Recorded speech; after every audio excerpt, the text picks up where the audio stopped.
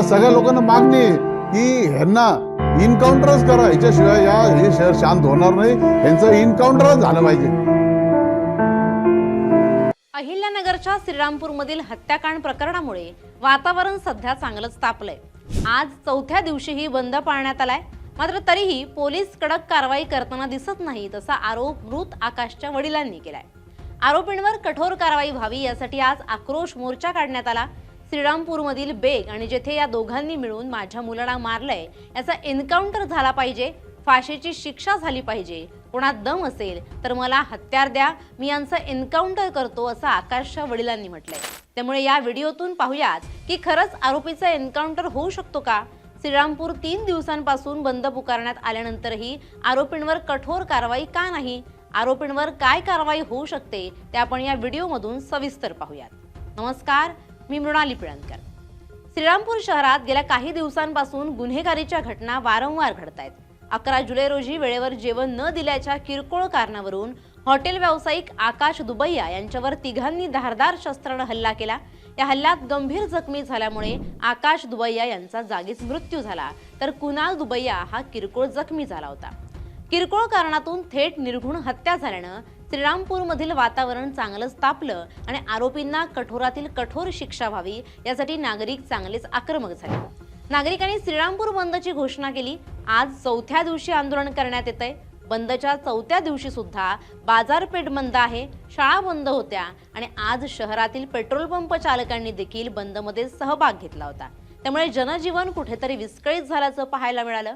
श्रीरामपूर आणि जिल्हा पोलीस प्रशासन, जिल्हा प्रशासन आणि राज्य सरकारकडून या हत्येची आणि बंदची कशी दखल घेतली जाते याकडे आता सर्वांचं लक्ष लागलंय. या हत्येप्रकरणी पोलिसांनी आतापर्यंत 2 आरोपींना अटक केली आहे, तर 1 आरोपी सध्या पोलिसांच्या ताब्यात आहे. पोलिसांनी आरोपींना अटक केली असली तरी आकाशचे वडील शेखर दुबैया आणि नागरिक हे चांगलेच आक्रमक झाले आहेत. आरोपींना कठोरातील कठोर शिक्षा व्हावी अशी मागणी नागरिकांनी केली आहे, तर आकाशचे वडील शेखर यांनी आरोपींचा एन्काउंटर करा अशी मागणीच केली आहे. आपल्या डोळ्यासमोर आपल्या मुलाची हत्या झाली, काय आता नेमकी मागणी आहे पोलीस प्रशासनाकडे आपल्याला? माझ्या मुलाची माझ्या डोळे देखत हत्या झाली.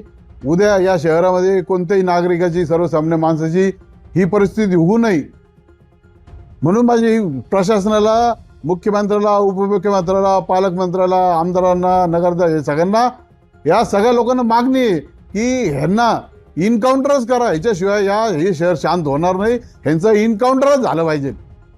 शेखर दुबैया हे आरोपीचे वडील. त्यांनी आंदोलनावेळी आक्रमक होत शिंदे गटावर देखील टीका केली. तसंच शेखर दुबैया यांनी वडिलांच्या डोळ्यासमोर मुलांच्या मृत्यूचं दुःख काय असतं हे उपमुख्यमंत्री एकनाथ शिंदेंना माहिती आहे असं त्यांनी म्हटलंय. शिंदे गटाच्या माजी आमदारांना आणि पदाधिकाऱ्यांना माझा प्रश्न आहे की अशा खुनी लोकांना तुम्ही तुमच्या पक्षात कसं ठेवता.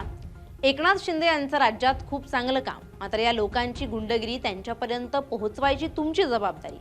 शिंदेंच्या शिवसेनेत असणाऱ्या या गुंडांचा एन्काउंटर करा, हद्दपार करा आणि पक्षातून काढून टाका अशी मागणी शेखर यांनी केली आहे. माझ्या मुलाची माझ्या डोळ्यात देखत निर्घोष हत्या केलेली आहे.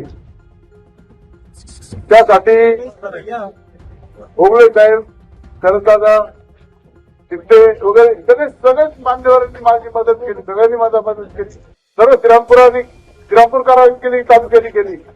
अशी घटना परत घडू नये म्हणून सर्वांनी आणि माझ्या कुटुंबाला या ठिकाणी संरक्षणाची गरज आहे ती मिळाली पाहिजे. आता बरेच पत्रकार मला विचारलं तुम्हाला काय वाटतं, तुमचं काय वाटतं का?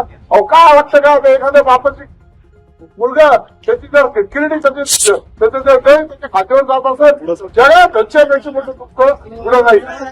या ठिकाणी मी तुम्हाला सांगतो, आपले उपमुख्यमंत्री शिंदे साहेब इतर मुलगा मारलेले हे त्याला विचारा, मुलगा मारलं बापाचं दुःख काय असतं. या ठिकाणी कांबळे साहेब बसलेले हे आमदार कांबळे आणि मुरकुट साहेब या ठिकाणी बसलेले, मी त्यांना या ठिकाणी सांगतो, तुम्ही अशा खुनी लोकांना तुमच्या पक्षात कसं ठेवता?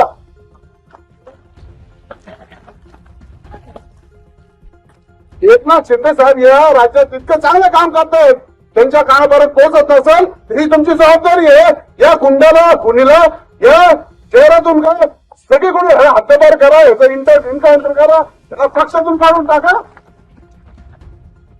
एवढीच विनंती करू. या हत्या प्रकरणातील आरोपींचा एन्काउंटर करण्याची जरी मागणी होत असली तरी भारतीय कायद्यानुसार त्यांच्या एन्काउंटर होऊ शकत नाही. आरोपींना फाशीची शिक्षा होणं देखील कठीण आहे, कारण भारतात एखाद्या प्रकरणातच फाशीची शिक्षा होते.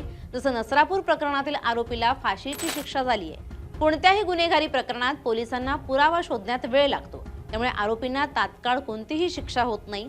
बीडमधील मस्साजोगमधील सरपंच संतोष देशमुख हत्या प्रकरणाला आता 1.5 वर्षाहून अधिक काळ झालाय, तरीही अद्याप या प्रकरणाचा निकाल लागलेला नाही. सध्या तरी श्रीरामपूर हत्या प्रकरणाचा पोलीस तपास करतायत. आता पोलीस या प्रकरणात किती लवकर पुरावा कोर्टात सादर करतात आणि कोर्ट आरोपींना काय शिक्षा देतंय ते पाहणं महत्त्वाचं ठरणार आहे. तुम्हाला काय वाटतं? आरोपींना काय शिक्षा झाली पाहिजे ते कमेंट करून नक्की सांगा. Bureau report, LS Marathi.